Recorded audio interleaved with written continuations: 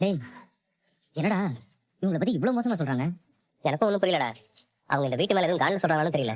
டேய், ஒருத்தர் சொன்னா பரவாயில்ல, பாக்குற எல்லாருமே அதான் சொல்றாங்க. அது எப்படி தப்பா இருக்க முடியும்? டேய், அப்படி பார்த்தா நம்ம வீட்டை பத்தி நம்ம ஏரியால யாரு கேட்டாலும் தப்பா தான் சொல்லுவாங்க. ஆனா நம்மளால அப்படியா சொல்லு? நாமளே ஒரு வீட்டை நினைக்க முடியுமா? அதுக்காக எதையோ யோசிச்சுட்டு உங்களை நல்லவங்க நம்பி அண்ணனை கோத்து விட முடியுமா? அதுவே மண்டையில ஒரு பக்கம் ஓடிட்டாண்டா இருக்கு. அண்ணனுக்கு எதுவும் தப்பா நடந்துடக்கூடாதுடா. இத்தனை நாள் வெயிட் பண்ணிட்டு ஏதோ ஒரு பொண்ணு கிடைச்சதுன்னு பிடிச்சி கட்டி வச்சிட முடியுமா? டேய், பேசாம உள்ள போய் விசாரிச்சிருமா?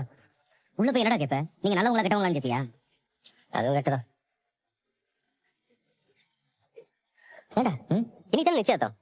அதுக்கான ஒரு பரபரப்பு இந்த வீட்டுல இல்லையடா. ஆமால, ஒரு தோரணம் கட்டல, ஆட்கள் வந்து போல. ஏண்டா, பக்கத்துல யாருக்காச்சும் நிச்சயம் நடக்க போற விஷயம் தெரியுமா கூட தெரியலையே. ஆமா, நானும் அதை பத்தி யோசிக்கவே இல்லை. சரி வா, அந்த ஏத்த வீட்டுல இந்த வீட்டை பத்தி தெரியுமான்னு கேட்போம் வா. அந்த வீட்டுல இருக்கவங்கள உங்களுக்கு தெரியுமா? தெரியுமே. அந்த வீட்டு பொண்ணுக்கு இன்னைக்கு நிச்சயதார்த்தம் நடக்க போகுது. உங்களை கூப்பிட்டுருக்காங்களா?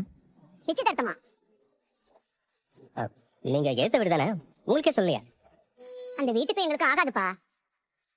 அப்படியே வந்து கூப்பிட்டாலும் நாங்க அந்த வீட்டுக்கு போக மாட்டோம்.